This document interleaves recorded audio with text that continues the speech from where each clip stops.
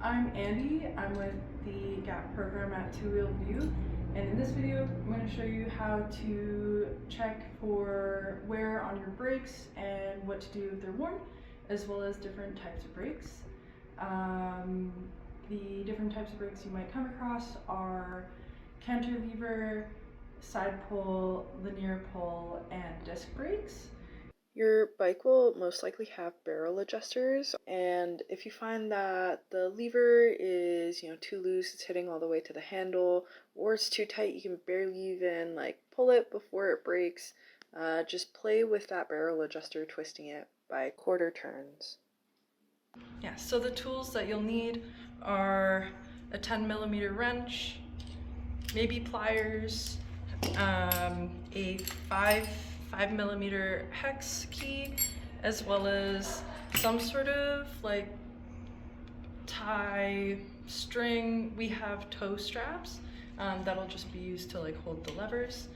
And so to check for wear on your brakes, you'll look down this angle here, and you'll look to see the distance between the rim of the wheel here and the pad of the brake. So you'll look for space there, and how that brake pad sits on it. So different kinds of wear might be kind of like an L shape, where it comes down and it scoops out right here. That means your brake pad is too low on the rim. And sometimes you might get some wear where, say, the front of the pad is more worn than the back of the pad, so that means the angle of the brake pad this way is off. This brake, you can untension it and open it up just by pulling that out, and you can see more of the space between the brake pad and the rim there. So if your brake pad has uneven wear, or the arms are kind of pulling unevenly, say when you pull the brakes, one side touches the wheel first before the other side, and it pulls the wheel side to side.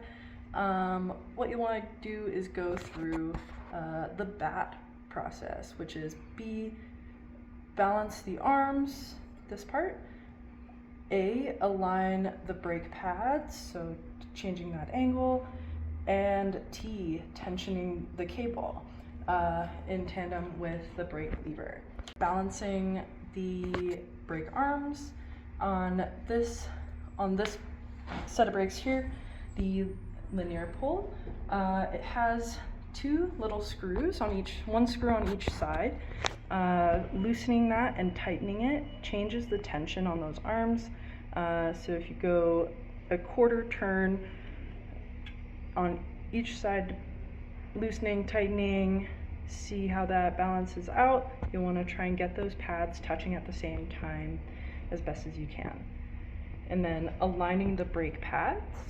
You'll take a hex key, you'll loosen this bolt on the back of that brake pad, loosen it, and then holding it with your hand, you'll line it up with the rim. Sometimes I find it helpful to take some sort of strap to hold the lever closed, so it's the brake is against the rim. And you can shift that brake pad with your fingers and then tighten it back up while you're holding that brake pad. Start with your strap on the brake lever, and you'll just loop it around and tighten it, and you'll get it to hold the brake lever about 2 finger widths away from the handle, or parallel with the handlebar there.